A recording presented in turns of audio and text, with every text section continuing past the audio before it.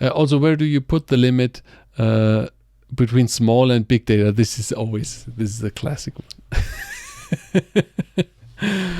Oh man. Yeah, I love this. Let's hear your solution, because I also like this.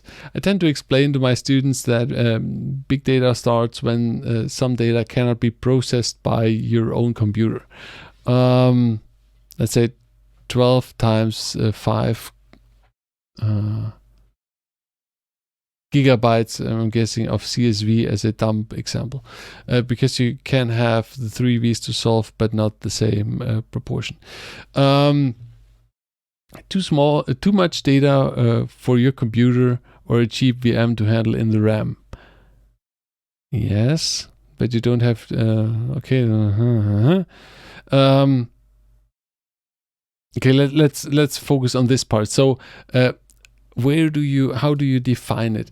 It's always I'm agreeing this is a classic, and this is always hard to find the thing, and you're on the right track here.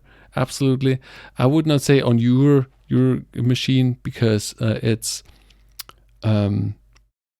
if you look at a server, you can buy one server and work on that. And this is let's say you buy a 256 gigabyte RAM machine and a dual Xeon with how many cores. But you're starting to handle the data, and you're right with that. If you know when you no longer can process this on one machine alone, and it doesn't make sense to when you need to start to do distributed processing. This is one part here. You need to start distributed processing. Another part is storage. That one machine, the IOs of one machine are no longer sufficient or fast enough to store all the data and to get it out again. And so it's a combination of the data and the tools that you need to store the data, and the processing of how to get it out. For instance, I had when I started with all this, at the time, 7 years ago or 8 years ago, almost nobody was talking about big data, and I had a problem, and I was looking into tools at that time. And wherever I was looking, I couldn't handle the data. I always needed to create. For instance, I always needed to create a schema. A SQL database, you need to create a schema. Which, if you're looking at unstructured data, you can create a schema very, very easily.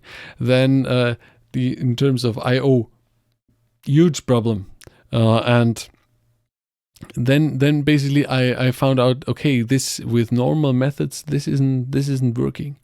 I need something else. And then with some Googling, I found out, here's it's the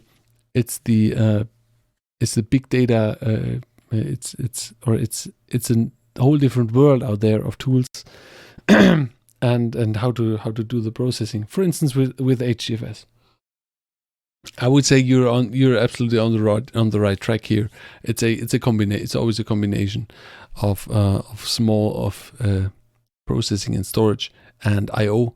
And I would say you know when you have big data. You know when you need some other tools for processing. It's especially when you're working with algorithms who need to take in a lot of let me get back here. When you have algorithms that are in for training, they need a lot of input data and a lot of different input data, and they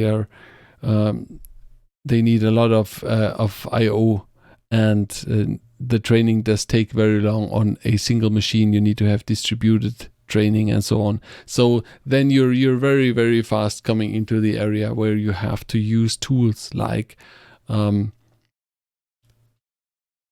traditionally, it's funny that I already say traditionally to Hadoop and Spark and Kafka message queues and this stuff in this area,